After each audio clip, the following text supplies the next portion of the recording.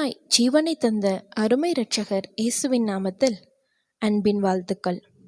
யோவான் எழுதின சுவிசேஷம் 1ஆம் அதிகாரம் 17ஆம் வசனத்துல, நியாயப்பிரமாணம் மோசேயின் மூலமாய் கொடுக்கப்பட்டது, கிருபையும் சத்தியமும் இயேசு கிறிஸ்து மூலமாய் கொடுக்கப்பட்டதுன்னு பார்க்க முடியும்.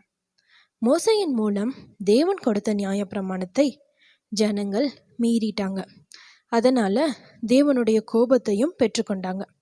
தேவன் அவர்களை உபாதித்தார்னு வேதம் சொல்லுது. ஆனாலும் தேவன் அவர்களை கைவிடலைங்க.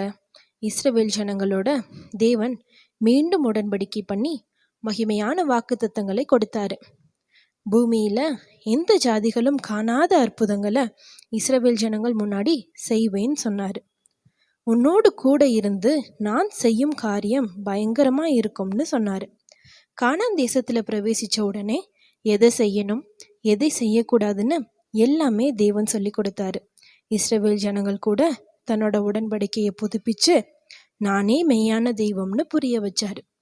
எப்படி மோசே மூலம் இந்த நியாயப்பிரமாணம் கற்பனைகள் எல்லாம் கொடுக்கப்பட்டுச்சோ, அதே போல கர்த்தராகிய இயேசு கிறிஸ்து மூலம் கிருபையும் சத்தியமும் நமக்கு கொடுக்கப்பட்டிருக்கு. நம்ம வாழ்ற இந்த காலம் கிருபையின் காலம், சத்தியத்தை அறிகிற காலம். இந்த காலத்தை பிரயோஜனப்படுத்திக் கொள்வோம், மேலானவைகளை காண்போம். வேறொரு வேத தியானத்தோடு நாளை சந்திப்போம். God bless you.